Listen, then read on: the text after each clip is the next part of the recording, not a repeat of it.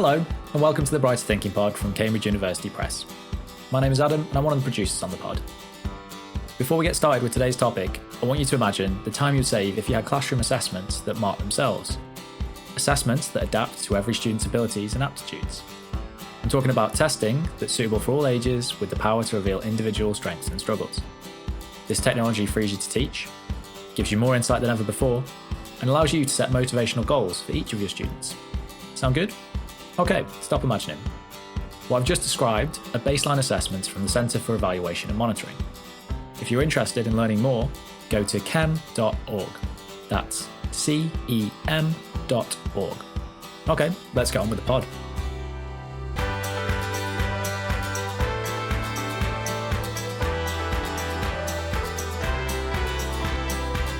Hello and welcome to the Brighter Thinking Pod from Cambridge University Press, the podcast that brings you advice and conversation from authors, teachers and academics, with a slice of entertainment on the side too. I'm hosting today's episode. My name's Adam and I'm a brand marketer from the press. I look after this podcast and also our education blog, the Brighter Thinking blog, which is where you can find lots of teaching tips, free resources and downloadable activities. If you haven't already, make sure to check that out. You can find the link in the show notes. Today we're going to be taking a closer look at essay writing, and I'm joined by three guests from different subject backgrounds. Our goal is to find out whether there are similarities between subjects in terms of what a good essay looks like. So let's get into it. Let's meet our guests. Returning to the podcast is Adrian Ravenscroft. Aid is a global perspectives author and assessment specialist who also tutors full-time education staff looking to gain qualified teacher status. Welcome back, Aid. Good to be back. Thank you. We're also joined by Shazia Shah.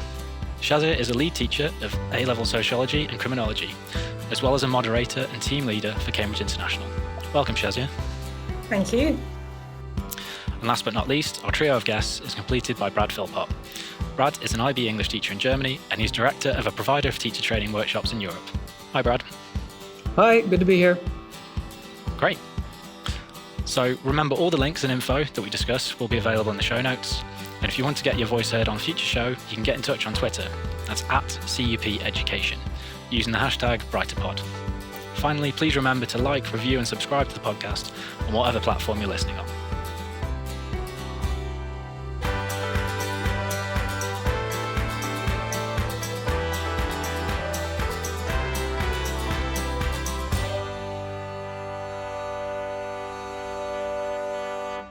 So before we dive into today's topic, we have a little icebreaker so that listeners can get to know you. What I'd like to know is, who was your favourite teacher when you were in school and why? So I think we'll start with Brad. Okay.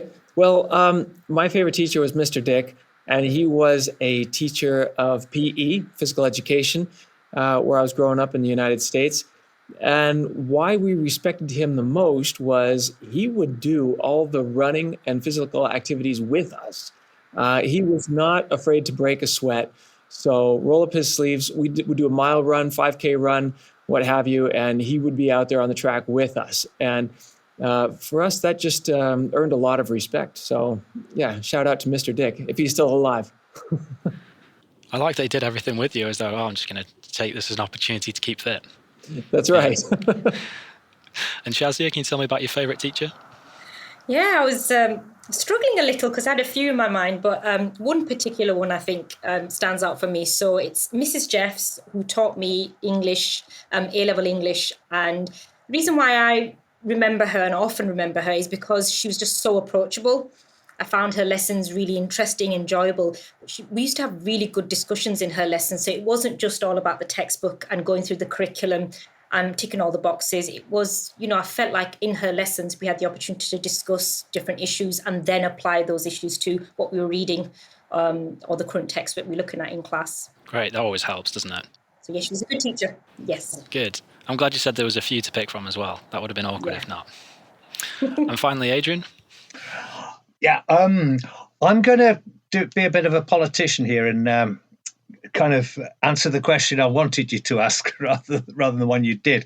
But there's a bit of a reason for this. So I actually ended up working in the school that I attended for a while. So some of my colleagues taught me. And if I named one of them, somebody would feel left out. So I wouldn't want to do that. I do go around doing final assessments for people who are gaining qualified teacher status. And a lot of the people I'm assessing have gained their degrees through non-traditional routes. They've been teaching assistants in schools, and they are from that community, have lived in that community most, if not all, of their lives, and they absolutely understand the context of the school. And I think when you've got your degree through a non-traditional route, and then you've got your qualified to become a teacher in that way, you really, really value education. And I'd have really liked to have had a bit more of people like that teaching me. Okay, good answer. I'll let you off on that. You cheated a little bit, but I enjoyed the answer.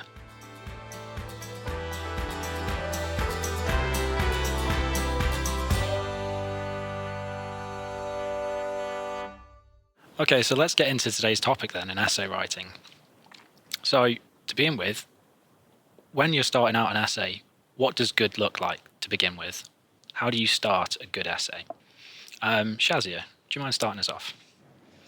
Yeah, I think with my students, sometimes I'm quite surprised actually, because I teach A-level, and I sometimes think I have the assumptions, because all students come to me have done GCSE English, language and literature, that they know how to write an essay. And then they enter my classroom and say, "Miss, I'm not sure how to write an essay." And it surprised me a little sometimes, because we do make it clear this is an essay-based subject.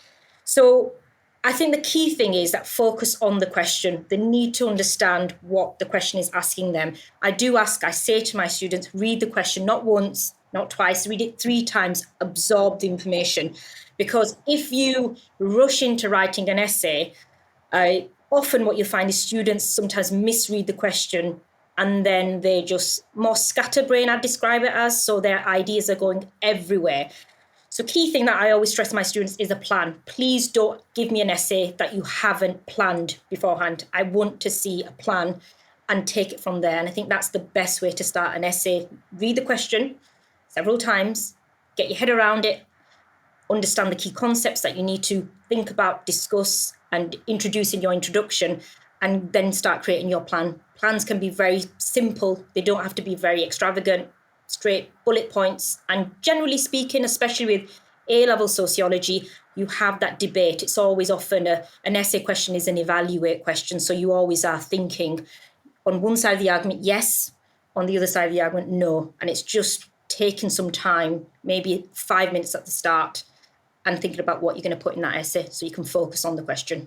Can I interject here? I think it's an interesting answer, because I agree. Sometimes the most impressive thing with the essay is what's attached, the plan, the outline. As an examiner for the IB diploma, I would often read PDFs on my laptop, and students were asked to scan the rough notes, the plan as well. And I know I wasn't the only examiner who would have a quick glance at the plan before even reading the essay. And I'm not sure if it's fair or unfair practice, but it sends a signal for sure. And oftentimes the essays that flow, that's a word we may have to unpack more. The ones that flow are already organized, structured. That's interesting. So you're saying as an examiner, you want to see that there's some planning has gone into Yes, it. You definitely want to see the plan beforehand, even if you're not going to mark that bit. You just want to see that thought process has taken place. Okay, and Adrian?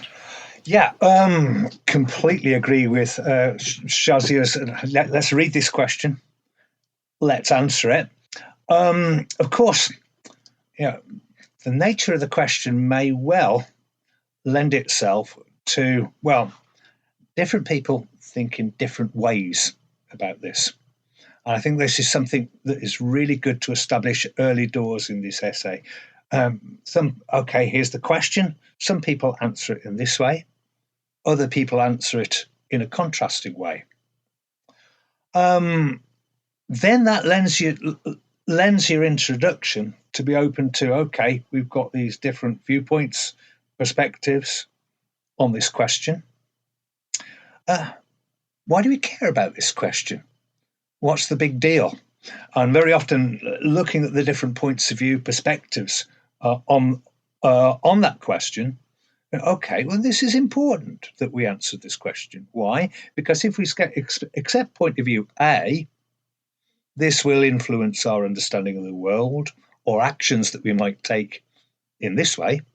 On the other hand, if we go with what this other lot think, well, then that will lead us to take these actions or to see the world in this particular way. Why is it important? Let's conceptualize those issues. Great, and you've actually mentioned something that Shazia picked up as well, which was debate and expressing different opinions, and I think this is something we'll come back to later in the podcast. Yeah, Adam, it sounds like we're also talking about introductions to essays. There's no second chance at a first impression, and you want that introduction to be rock solid. I ask my students sometimes only to submit introductions, like we practice introductions. And I think there is something of a formula to it. And I agree with Adrian wholeheartedly. In the first 2 or 3 sentences, I have to care about a real world problem. And I want you to make the connection. Sure, the line of inquiry may have been prescribed. The essay question may have been on an unseen exam. But you need to make me want to care about it. I'm also an examiner for the IB. I used to do the extended essays. And for my subject, predominantly English, but I would sometimes also look at essays from the sciences, design, technology, arts, just to get a feel of how did everyone start their essay.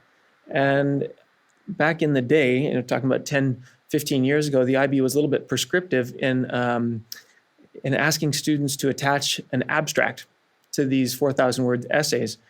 And oftentimes just reading the abstract was a nice little sample, like a cross-section of the essay. It enabled you to get that window into the topic. And the IB, after a while, scrapped the abstract. And now good introductions tend to read a bit like abstracts. They have that zoom-in quality. They make you want to care about something quickly. They get to a thesis statement. Yeah, they tell you how they arrived at that thesis statement. Touching on some methodology, hopefully. And I think students can, sometimes there's pitfall to all of this. And the big opening, sweeping generalization, since the dawn of man, racism has been a problem that's ailed society. And that's where students can go wrong, kind of overdo it. But we practice with this. And I think the introduction is a very, very important skill to master. Just following on from what Brad said, I thought that's really interesting that you get students to practice just the introduction. I think that's a fantastic idea. What I do say to my students is, you've got to remember, teachers, examiners are reading hundreds of essays. And I always advise them, please set the scene, impress the examiner. I want to read your introduction and think, this person understands the question and this is going to be a good essay. So if they explain the concepts, they explain exactly what they may be doing in this essay, what the key argument is here, and how they're going to evaluate it. I think it's really important that they set the scene so that examiners are looking at thinking, okay, this should flow. But if in the very beginning it's all very muddled up, all very confusing, if the rest of the essay gets better, you've kind of put the examiner or the teacher off a little. You're thinking, this is a weak essay, and you don't want to set that tone from the very beginning. Yeah, Brad's picked up on an important pitfall here, isn't it? Is that overblown language isn't going to work. You think the candidate or student might be thinking, right, this is going to wake the examiner up. Remember, they're marking hundreds, so they do come across a number of overblown statements. So it's the novelty value does wear off really quite quickly. But again, absolutely correct. What Brad and Shazia was saying, tight analysis. That really right. Okay, yeah. I've got a candidate student here who knows what they're doing. I'm interested to read on. I think I draw up these columns on my board sometimes, what students think and what teachers want, as two separate things. And it's surprising to see the disconnect on introductions, where students think I'm going to impress the examiner or the teacher with flowery sentences, with a big introduction, explaining these key concepts, etc. And teachers and examiners tend to want a really streamlined introduction. What's the real world problem? Why should I care? How did you arrive at at your guiding question or your line of inquiry? And what's the answer? In other words, what's the thesis statement? Guide me through this. What's the scope of the essay? That's it. Get in, get out, and then move on. Yeah. So what I'm hearing is the introduction is a key part to any essay. For sure. Yeah, definitely. So if you write the introduction well, you're on track to writing a good essay from what I'm hearing. So let's say you've written your introduction, the student has written the introduction.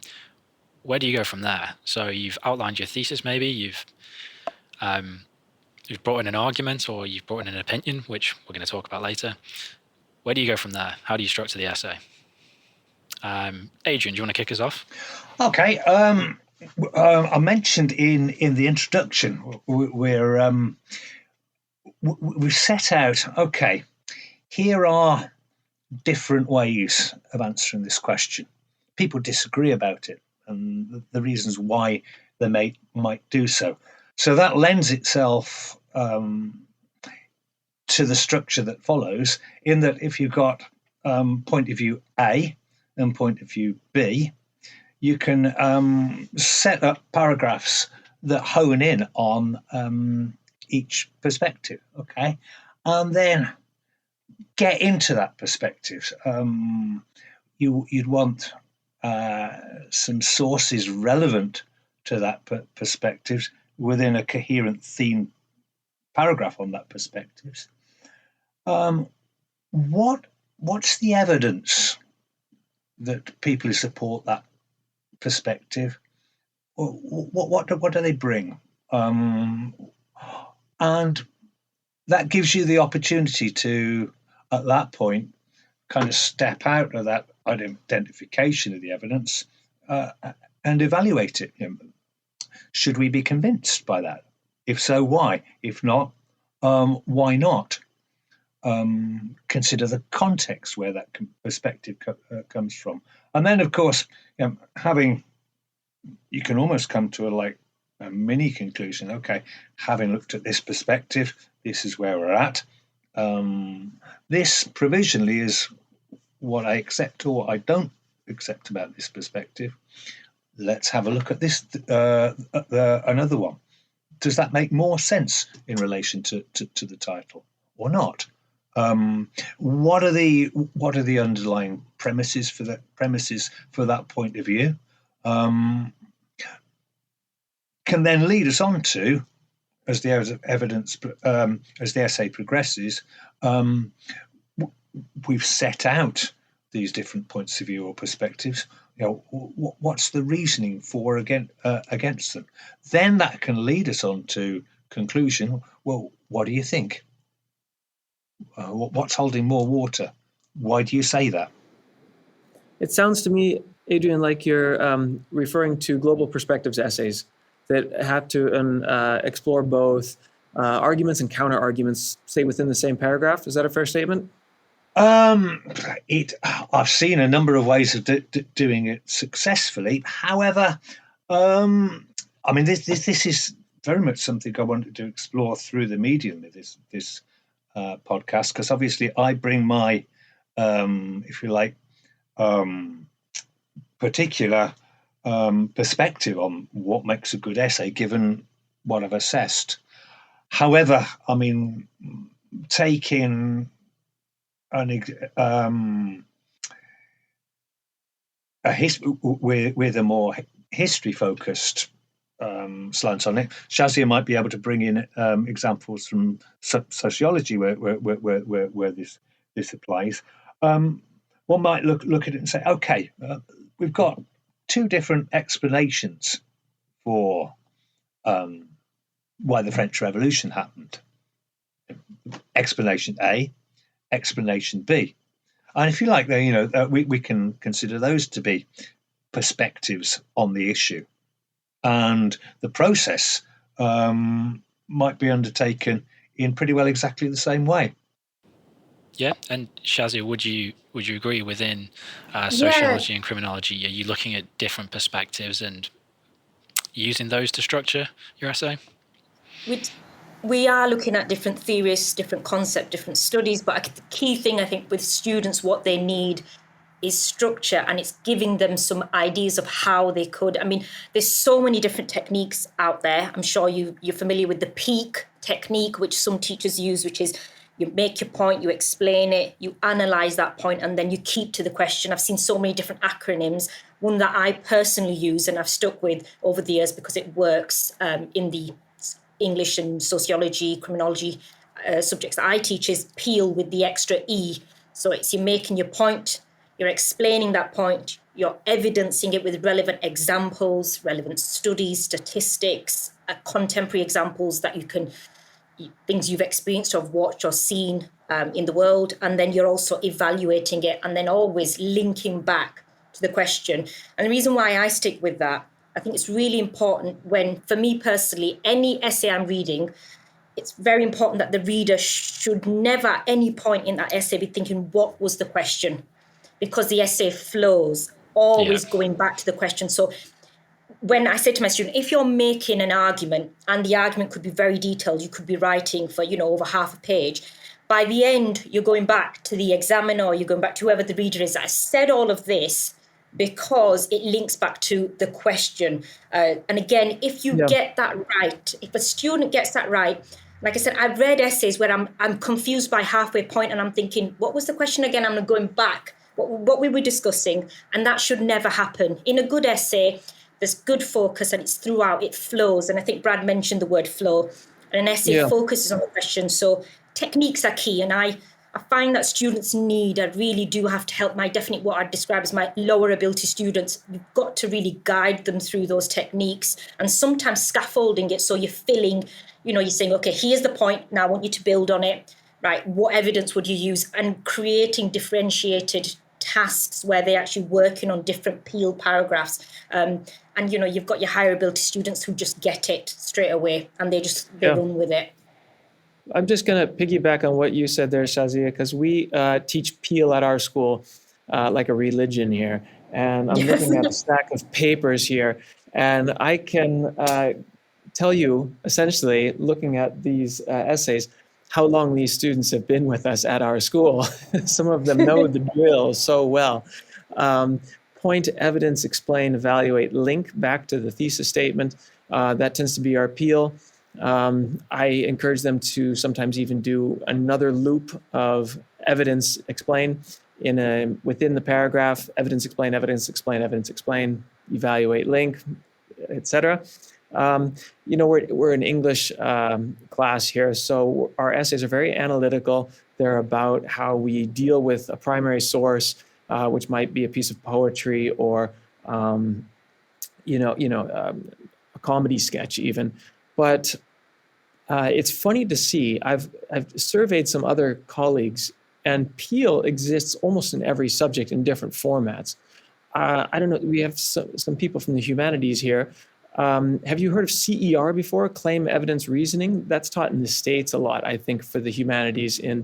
But it's essentially the same thing. I hadn't heard of PEAK before. There's it's just easier to remember. I think for students, maybe PEAK is a little bit easier for them to remember. And I guess it's just, thinking of getting to the best, peaking in your essay. So I think it's a clever one. But yes, I still stick with PEEL because I personally believe it works for me and my students. Can I just say, I've done a lot of teacher training workshops. And where I see some confusion is when teachers come to us with another acronym, like CAMPS, context, audience, meaning, purpose, style. Like, I know I have to address these 5 things in the essay, and I teach my students to do this. And for me, that's like a what. That's what needs to happen. It's not a how. So let's take care of the what, context, your style, your meaning, your purpose. It's everything. We've identified these things beforehand. We kind of filter out. We've analyzed the text, rough notes, highlighter pens, whatever. And now let's channel it into that PEEL structure. And I would encourage students to do PEEL over CAMP any day, and to keep that one in mind at the end of the day. That's going to ensure for the flow. And I do think these things are a little bit hierarchical. Once they have the language and the structure in place, only then can they really start to begin to earn marks for the analysis, the evaluation, etc. They've got to get the basics right completely. Exactly. You've got to walk before you can run. Both Shazia and Brad, word that I've noted here is flow, isn't it? It's come up quite a bit. It's really that the question has been used to structure that whole discourse. It flows when it's got coherence. Yeah. And interesting approach might be, clearly what we've identified with the peaks, CER, peels, there are a number of ways of approaching this, aren't they? And some are better than others, but there's no one set way of doing it. I think what might be an interesting exercise pedagogically when approaching this question with students, what makes a good essay, is let's have a look at a few. Let's have a look at a few at different levels of attainment. But it might be interesting to look at ones that do succeed, but succeed in different ways, and pose that to your questions. They can get the highlighters, put an A4 piece of paper in A3, smaller in front of larger if you're not familiar with that way of describing paper, but annotate it out to the side. What's that doing well?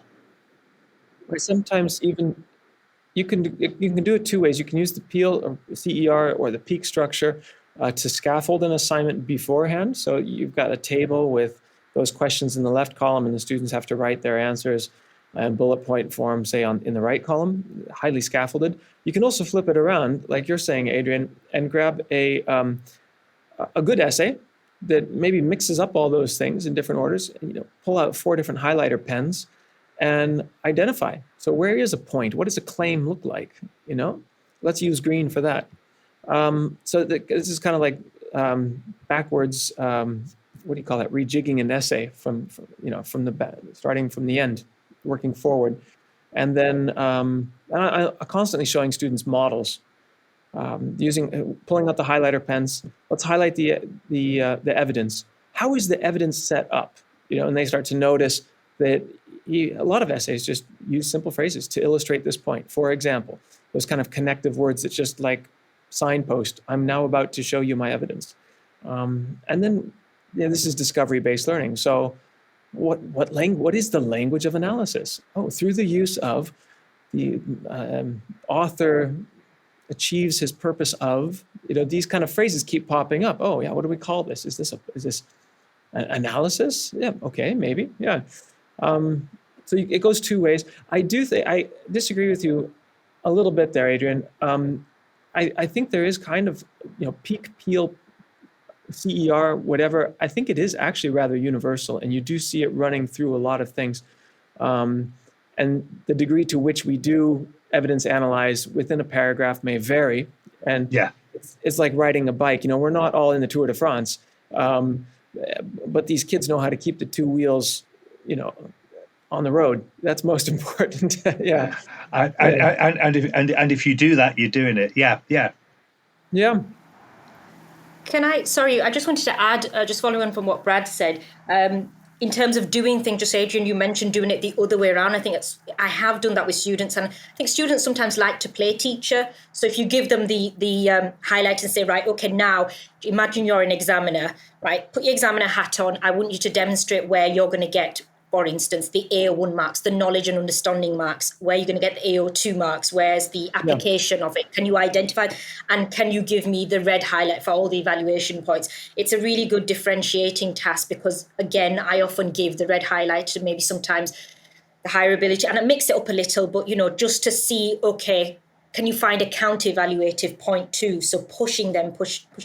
Yeah. But ultimately, a good peel paragraph or a peak paragraph or the other acronyms I use, they usually, often what I find is they're hitting all what the exam is looking for, and you are constantly, and I've said this to my students, if you are giving me those, what we're looking for, the A1, the AO2, the AO3, the AO4s, and consistently throughout your essay, I'm ticking it and writing that, I know you're hitting the top bands because it's there, it's flowing, I can see it again and again. It's not an evaluation dump at the end where it's just knowledge and understanding, and then you've given me the evaluation dump, which is a paragraph of AO3 at the end. That's not a good essay. No, I know exactly what you're talking about. Can I also say students are so intuitive. They've read good essays, bad essays, and they love to beat up on the bad essays. And you can make an activity of this. Instead of mansplaining the assessment criteria to the students, you can just turn it around and say, what's good about this essay and what's bad about that essay? And just draw up a list of good and bad traits. And then you can start to organize the student feedback. You say, well, it's funny, you're all saying things about flow. You're all saying things about structure. That happens to be, well, in IB terms, criterion C. We're dealing with a very skills-based form of assessment here. It's not an exhaustive list of items that we're ticking off as examiners when reading these essays. Flow in IB terms, we call that coherence, focus, organization, and we have A, B, C, D. It just happens to be letter C in this case, and language as use of vocabulary, syntax, tone, style. And it's good to note that this is a skill set, and you can almost widen and narrow the goalposts here a little bit as the students grow older. And I think you can start teaching these skills from a younger age, of course, like we do with a lot of Peel, with the grade 6, the 12-year-old students here, all the way up to the 18-year-old students at my school.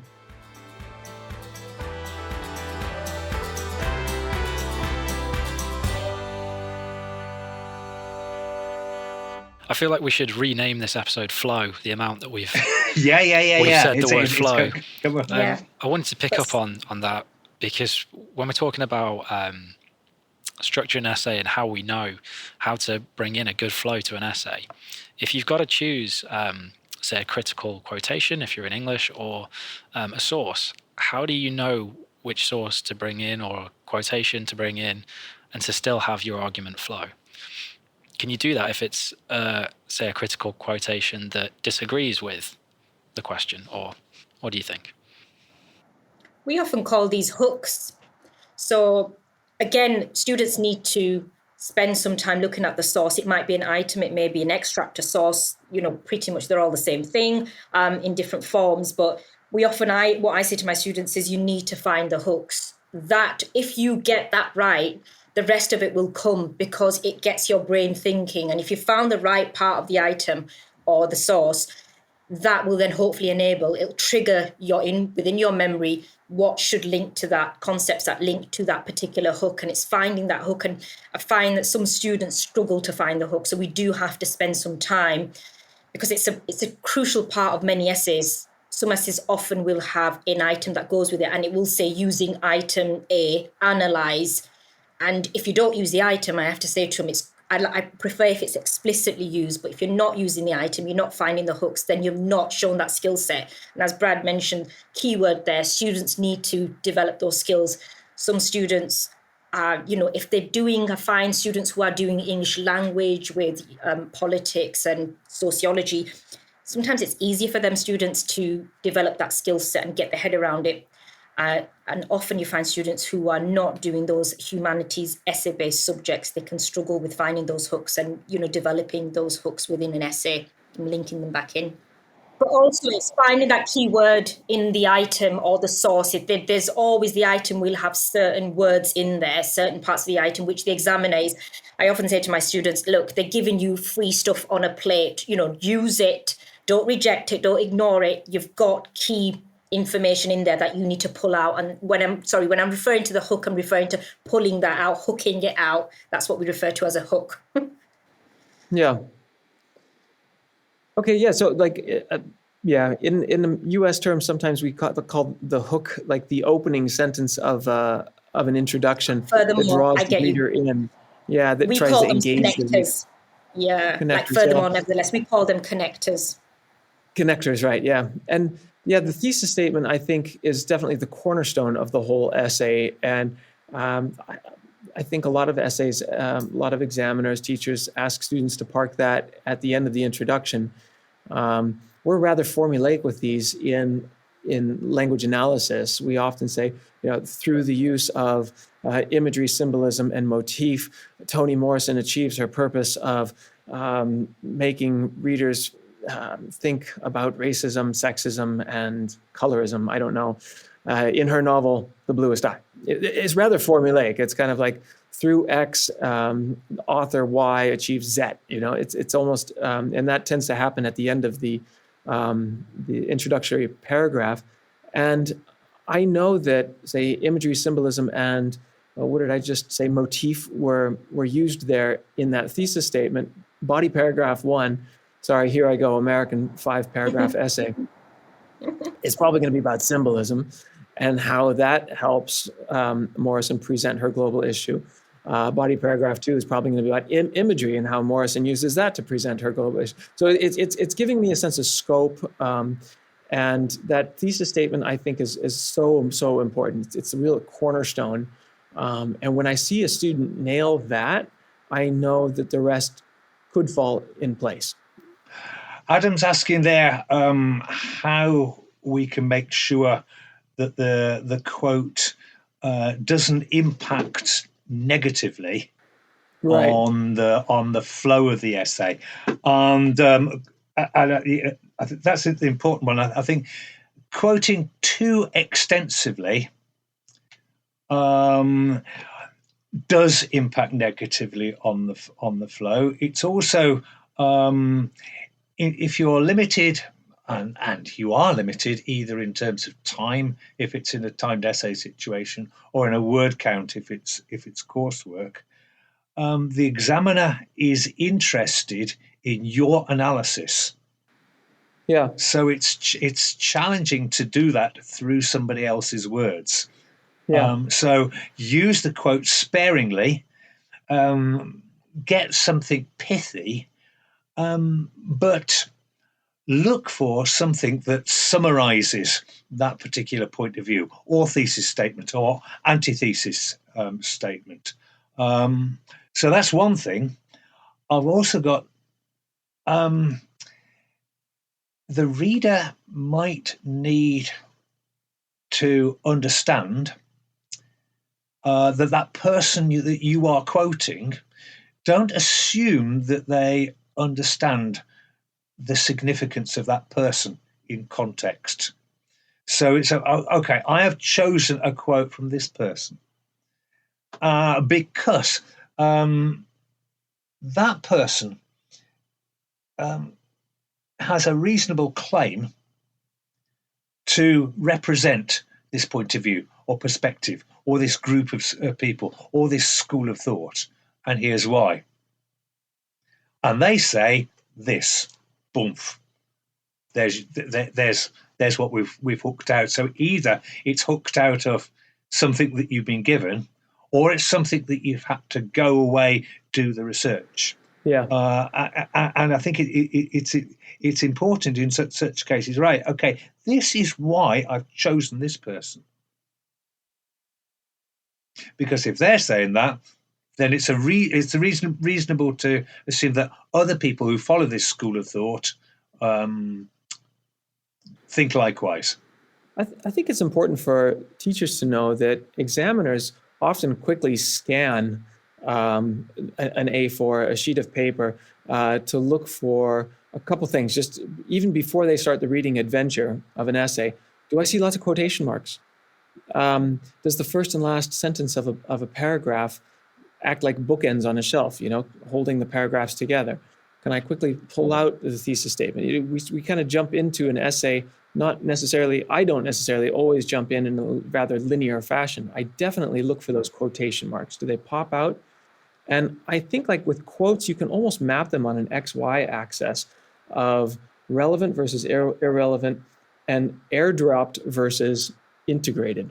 I've seen those airdropped irrelevant quotes that are just parked in an essay because a student read something somewhere that they thought sounded pithy.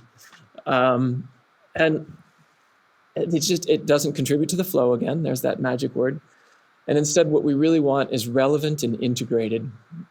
So something that contributes to the argument and something that is woven in and out of the analysis and evaluation almost seamlessly. And I think you can make an essay really interesting sometimes, can't you? I really like the phrase you used there, the airdrop, and, making sure that it's seamless sometimes when you're using good sources and you are putting them in the right place. Again, going back to the word of flow, it just helps, you're sometimes anticipating what the reader may be thinking, and then you're giving a source to back it up, and it goes in there seamlessly, and it just makes that essay more interesting to read. I think that's key. Yeah. So I'm hearing sort of choice on that is I suppose it's something that comes with experience as a student, don't you? You have to know. I was going to say a lot of this, the more experienced the student, the more experience they've had at essay writing, the more appropriate and relevant their quotes tend to be. And yeah, newbies tend to airdrop. Yeah. Whereas the experienced one weave it in. Okay. Yeah. I mean, practice makes perfect, doesn't it? And I think that applies to most things. And again, essays, those who practice an essay, you will see a difference, a marked difference, if from their first attempt to their, on their third attempt. And it is, but it's where the students are willing to put the time in, and that's you find is that often students are rushing, and that's where it becomes a poor essay when they're rushing. Yeah. And again, the pedagogical approaches that we were discussing earlier, giving them what a good one looks like, what a bad one looks like, what a fair to middling one looks like, can equally apply to let's spot the airdropped quote here. Yeah. As opposed to the effectively integrated one. Yeah. There are some golden rules in essay writing too, like don't end a paragraph on a quote. That I actually believe in. I think that if they leave me hanging with a quote, then obviously it hasn't really been integrated into an argument. My last question that needs to be answered in every paragraph is, so what? Mm-hmm. I keep coming back to that with students. That's a great thesis statement. So what? That's a great paragraph. That's a great quote. So what? Yeah. Yeah. So thinking about sources and quoting from other materials, I want to now sort of go on to including your own ideas within an essay. So from your subject backgrounds, do you want to see students saying, I think this in your essays, or do you want it to be a little bit more? I think this is another... I'm not going to put words in your mouth. I hate to be pedantic about this. This is, again, one of those rules, isn't it? Like, don't end on a quote. Never say, I think. Golden rule, yeah. But you want them to express an argument, really, without saying, I think. Yeah, I mean, what I say to my students is often I just say to them, look, if your name's not in the book, my name's not in the textbook, you can't say I and Mrs. Shah thinks, because what the exam's looking at is your ability to, evaluate and analyze sociologist or, criminologist views. If you are going to put I in, I say just put it in the conclusion. And that's the only place I want to see I. You can't say Mrs. Shah thinks this and I thinks this. I have had some essays where it was just I throughout the whole thing. It's like, well, this isn't an academic essay then. You're not answering the question because the question didn't ask for your opinion. It would have said, well, what do you think, John? No. And Aid, I'm interested to hear from you on this one, because with global perspectives, to my understanding, it is all about expressing different perspectives, and one of those is the student's perspective. So do you think students can bring their own ideas, beliefs, values into a global perspectives essay? It is a question, isn't it? So if you are saying so it can be reasonably concluded that at that point, how is that different from saying, that's what I think? Yeah. Is the question a question I'd put back to say on the question of never say this? It's a good point. Yeah, we are trying to reach conclusions, right? And so, this is deductive inductive reasoning. the truth of the conclusion is based on the truth of the premises. So I would hope that students present ideas in such a way that, if X is true and if Y is true, then Z must also be true, because Z rests on the truth of X and Y, and not just because I think so. But we're testing these premises, right? I think it's specifically what we're stepping out of the flow, like, and then making these value assumptions. I think this, that this might not be something that is generically true across essays, but there is a place for it where the mark scheme gives specific credit for reflection on the learning journey. And in such cases, I think, that the student at that point is in kind of personal dialogue with the sort of deductive inductive reasoning on that, and because they have to make explicit what their perspective was at the beginning of this learning journey, as they were finding out about this issue, and so that if you're specifically given credit for saying, right, well, when I started out on this journey of discovery, I thought this. I looked at these thoughts, this school of thought, these opinions, and then I looked at the alternatives, and they influenced me in this way, which can be a number of ways. It can be I didn't really have any clear idea what I thought about this issue when I began this journey of discovery, and now I do. Yeah. I thought I knew what I thought about this issue, but now I've come across all these different ideas that I had not previously encountered, and now, do you know what? I'm not so sure. Or I used to think this, and having considered different implications in different contexts, actually, do you know what? I'm actually more convinced than I was to start off with that this is in fact the case, or this should be done. My take is that in such circumstances, actually going into the first person isn't a bad way of signalling that is what you're doing. So that might be one case in which the subject areas disagree at the moment. And the type of essay that we're talking about too. Yeah, I can imagine how a science essay, an investigative journey of 4,000 words, this extended essay that we do for the diploma program in the International Baccalaureate. I've seen students use the I form when writing about their methodology. Like you say, Aid, I tried this, these methods, I designed this experiment this way for these reasons. And then at the end with the evaluation of the findings, I had expected this, and yet I discovered that. That's perfectly plausible in that situation, certainly. With the English analytical essays that we write for my subject area, we don't usually encourage it. However, I could imagine how a student might insert themselves into a text after having read Othello as a young African American in the 21st century. I am somewhat outraged by some terms that Shakespeare used to describe the Moor, right? I could completely imagine that. It would be very appropriate there. Yeah. So it depends on the essay. It depends on the student's journey, like you say. There are aids.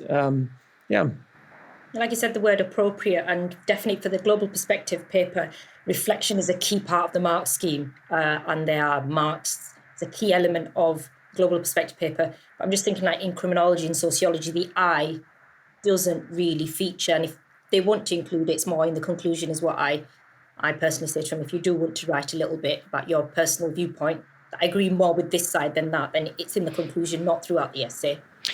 Well, that seems like a perfect segue to then talk about the conclusion and to start thinking about wrapping up an essay. So I don't know if we want to just go through and just say, as teachers within your subjects, what makes a good conclusion? So who wants to kick us off? Brad, do you want to kick us off? What makes a good... The short answer is I don't know.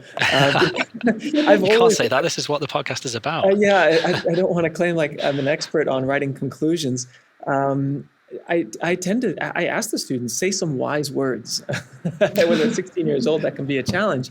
But it depends on the topic. And I also say, don't be afraid of sounding a little bit repetitive. I know that's their fear. When they have that fear, they often start making up irrelevant points. And I want students to be in a safe space when writing their conclusion. It can be a little bit repetitive. Try to extrapolate. In other words, come back to the so what question. It doesn't have to be that long. For the essays we write with textual analysis, 2 or 3 sentences could do the trick quite easily. I wish I had some wise words but maybe Aid or Shazia have some. Aid, any more wise words from you? I don't want to preempt one of your other questions, Adam, but you feel free, because we might talk about any good phrases that you'd recommend. Yeah. I quite like in the final analysis as part of a conclusion. So what weight are we putting behind in the final analysis? So I've looked at all these theses, antitheses, causes, consequences, premises on which these arguments that I've been considering are based. What do I think really matters? Mm-hmm. What's this all now boiling down to? So here are the things that, whether we want to put it in first person or if we want to say, right, we have deduced these things to be true. We've ruled out of the final analysis what's irrelevant. We've ruled out of the final analysis what's peripheral to the discussion, what's actually core to it, and where has that led us? Yeah. Okay. And Shazia, yes, what would you like to see in a conclusion, including any keywords or phrases you like to see? Yeah, I think personally, I don't really like very long conclusions. I want the bulk of the essay to be in the middle part. I don't want huge conclusions. Paragraphs and paragraphs. I like the conclusion to be succinct, and that's how often I say to my students, you want to wrap it up there, and considering the time constraints that you may be under in an exam situation. But generally speaking, for instance, if the question is something to do with crime, the reason why crime rates may be going up, it's not one reason. And often I say, a golden kind of like is the word multi-causal. So there's many reasons, and you can use that term or something similar to multi-causal. There's more than one reason why this is happening. I mean, for instance, in research methods, if you were to ask, is experiment or which is the best method to study this aspect of education or family life, for instance, or crime rates, there's no one method that's perfect. And so therefore, we say we triangulate. As sociologists, we say you'd use more than one method. Similarly, I find with most essays, if not all the essays that we often have, is there's more than one reason why something, if the question is asking about why is this happening, it's usually more than one reason. So I like to go with that multi-causal and take it down that route in the conclusion. It's a nice way of wrapping things up. In other words, are you saying that it's okay for a conclusion to be inconclusive? Yes, yes. Because I think sometimes you can't. Yes, it's fine to sit on the fence because you've weighed up both sides of the arguments, and you are. Sometimes students say, "I think it's more this reason," and I think that's fine. But I do like the multi-causal because you are acknowledging the fact that everything you previously said within that essay is that you've looked at different aspects and you're bringing that in. Yeah, I like that you use that term causal relationship because I think that runs through a lot of subjects. Essentially, and Aid, you talked about a logical conclusion being reached on the basis of the premises as well.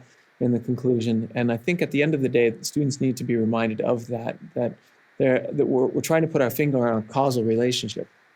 And that's definitely happened in the conclusion. And can I say one more thing to come back to our conversation on the introduction? I'm always terribly disappointed when I reach an amazing conclusion that wasn't like signaled already in the introduction. And when students come to me and say, yeah, but Mr. Philpot, I'm saving the best for last. I'm just totally deflated. Saving the best for last. I'm not going to disagree with Shazia on the conclusion needing to be succinct. I'd like to appeal also, though, for that it is given sufficient, adequate space in order to establish that causal relationship. On being inconclusive, I think it's legitimate to, in the conclusion, say, okay, I think that we've established this. However, we've considered these points of view and these points of view, or this evidence and this evidence. I am prepared to concede that if we had looked at these other factors, then my conclusion could have been very different. And there are a number of really quite legitimate reasons for say why that factors could not have been considered. I'm sure Shazia could give us some really good examples from sociology that there are things that people are more willing to talk about to sociologists than others. And so what I'm saying is that the limitations of the research base, which I'm acknowledging here, limit how secure I am in this conclusion that I've made. But I'm going to do it because this is what we've got. But I'm prepared to concede that it could be influenced by other stuff that I haven't been able to get hold of. Or didn't have the time to talk about. I think those are quite clever conclusions sometimes. I see a lot in Global Perspective, the good essays, the better essays where they say, had I more time, I should have really looked at such and such, and they're acknowledging the fact that their essay has its limitations. Similarly, in sociology essays, often they'll say other aspects or other social variables need to be considered, such as if we're looking at class, we need to all consider gender, ethnicity and age. And again, you're just kind of leaving that door open. I think it's quite a nice way you are wrapping it up, but you're showing the reader that this journey can continue. Yeah, so you're acknowledging that there are limitations to the argument, I guess.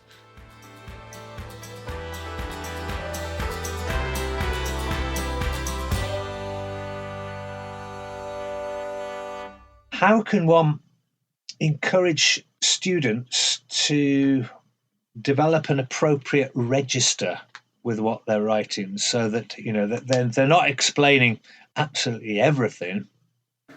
That an educated reader might reasonably infer.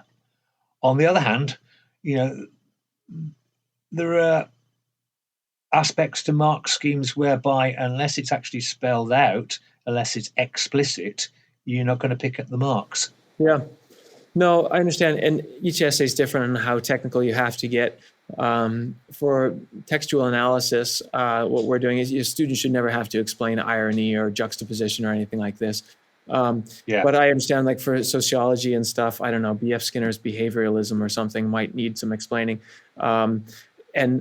But I always encourage students to consider the mental capacity of the examiner, the background knowledge of the examiner, and we've taught this subject to you. We're examining you in this subject. We know these terms. You can, but to some extent, it's true. Like a student will write about a novel that an examiner's never read, and they're worried, right? And that's when they feel like they need to explain something. And that's when they slip into summary mode and they lose sight of analysis and evaluation. So this is a pitfall that we're talking about when they get into explaining or mansplaining terms. And I just talked to my students the other day about the difference between explaining and mansplaining.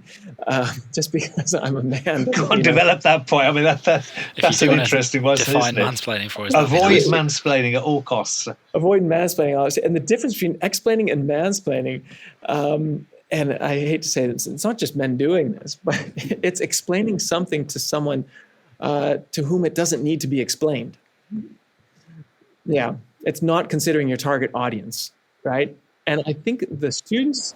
I was just about to say the target audience is key. Yeah, the students can assume that their target audience is educated on the topic. I completely agree with you. I mean, so for instance, if you are writing a GCSE paper, English paper, or an A-level sociology paper, ultimately, I don't encourage my students that every single key term to be, if they're talking about norms and values or the domestic division of labour, I'm not expecting them to be explaining that because the examiner knows what you're talking about. These people that are marking your papers, I'd like to think all of them are going to be experienced teachers or teachers with that background, at least a degree in that area. So they know what you're talking about. And as long as it fits in well, you might throw in a good example just to get these extra marks, just to exemplify it, but you don't need to describe it. You don't need to give a definition for that term. And exactly. Students who are often lower ability kind of spend far too much time explaining things or defining things and not moving into where you can get the higher marks, which is more about analysing, evaluating application of that knowledge to something in society is more important than giving me a definition of domestic division of labour. Yeah. Yeah, and this is something I think you've all picked up on as we've been talking. You're constantly keeping the examiner or your teacher in mind and writing for that audience. You've got that person in your mind. You're talking to that person, even if you don't know that they're an examiner. You can imagine that person as a real human being and imagine what knowledge they know and what they might not know, and find that level. There's just one thing that I've got a big asterisk beside, and I definitely did want to mention in terms of what makes a good essay. It's proofreading. I can't stress how important it is that the student goes back. There's nothing more frustrating when a student has just rushed through an essay and, it had really good content sometimes, but, just silly errors here and there. And sometimes they've just mixed things up, which they didn't intend to do. But again, it can put off a reader completely. So self-editing is really, really important. I appreciate that when you are doing an essay which isn't under time constraints, that's a lot easier to do that. But you'd be surprised many students don't even bother then. But even in exam conditions, I think it's important to leave a few minutes at the end just to have a quick look. And go back to your plan. Tick off your plan. Did it include all the key bits of information that I wanted to include in my essay? Does it make sense? I haven't mixed something up. And I think that's something that's really important, proofreading. I think a couple things have happened here in the world of education in the last 10, 15 years. First of all, a student has never failed a course for not getting an apostrophe right. They're moving along quite nicely from class to class, and sure, there's a little red ink on a piece of paper here or there. Speed bumps for these kids, right? And another thing, Grammarly or track changes or what have you is oftentimes picking up these grammar mistakes as well. And the students just mindlessly clicking accept, right? And then it comes time for them to write a personal statement for their college application for uni, and they don't know how to use an apostrophe and or a comma or a full stop or a semicolon. And this can be irksome, for college professors. And I don't think they realize the degree. I don't think students realize the degree to which it's actually taking away from communication when these errors in punctuation or grammar. And so what I've done with students is I've kind of turned it on its head. I've said, you know what? Get Grammarly Pro, right? It's going to make suggestions and it's going to explain it to you. And pay the $12 a month or whatever for Grammarly Pro. I'm giving them feedback too. And I know I'm very frustrated as a teacher when a student doesn't act on my on my feedback, or I've marked commas in an essay twice, and that second time it seems like they ignored the feedback round from the first time. So I've also gone to a system of teaching where I'm only really doing smaller assignments. I want a paragraph every 2 weeks. That's it, right? I'm going to give you some feedback on that paragraph. You want a grade? Okay, this is how I would grade that paragraph, right? If you want a better grade, you need to accept the changes, yes, rewrite it, make it flow, right? And so the feedback loop, I feel just generally speaking in education, is far too loose. It should be a lot tighter and more frequent. And that feedback could be coming from us. It could be coming from Grammarly Pro. It could be coming from Google Docs, whatever. But I think it's so important that the students realize that this is a skill that we're developing, and we need to internalize some of this feedback in order to take it to the next level. Sorry, that was a little bit borderline rant. It sounded like you needed to get something off your chest. Any final words from you, Adrian? Any last-minute tips, common pitfalls that you see? I'm just looking at one question that we had put down, which was, what if I have to write my own question? What makes a good one? Yeah. Just to check, is that common within English, Brad, or within criminology or sociology when the students writing their own question? Yep, students, we do 1,500 words on your own line of inquiry. You write the line of inquiry first, and then you write the essay, yeah. Okay. So Adrian, over to you for what if the student has to write their own question? What tips can you give? And what makes a good one? I thought that if in the question you can identify a sharp focus on an issue. What do I mean by issues? Something that people might disagree about, that lends itself to the exploration of contrasting ideas. Otherwise, why ask the question? So some possibilities here, ways of phrasing it. Should a given solution be used to solve a given problem? Or is it right to take a given course of action? Or given a problem, is a given solution a viable one?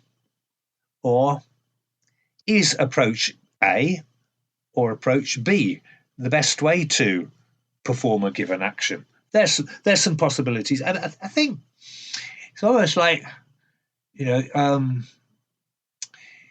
you can look at the question and you can say, well, yeah, it could, or no, it couldn't, or yes, you should, no, you shouldn't, and that's set up by the question, and then you've got an essay that can explore why it should or why it shouldn't. What I love about all of those question starters that you just mentioned is that they push students towards evaluation and critical thinking, and so and a causal relationship. Shazia, have you got any tips for how to write a good question? Just sometimes you show a student an essay, and if it's a good essay, I say that you'd be able to figure out the question yourself. I have done tasks where I've said, okay, he's an essay, tell me what the question is. And they figure it out with a really good, well-written essay, and they really struggle with a poorly written essay. And I think that's a really good task for us to demonstrate to them that when your audience is reading your essay, it should be engaging, it should be interesting, it should flow, you should use the right language, it should have a good structure. And if you're ticking all those boxes, then hopefully, you will get the best marks.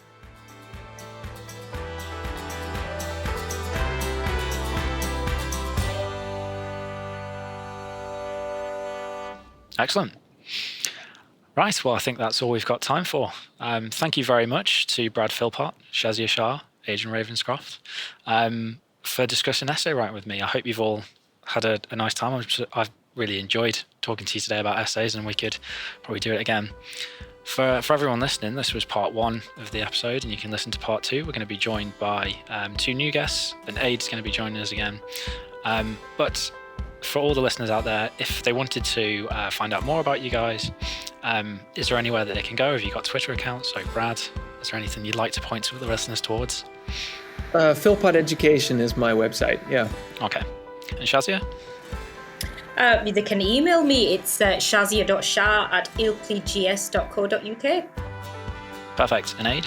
You can look me on LinkedIn. Excellent. And all the show notes will be linked within the show. So that's a goodbye from me and goodbye from all our guests. Thank you very much. Thanks for having us. Thank you. Thank you. Thank you. Bye. Bye-bye.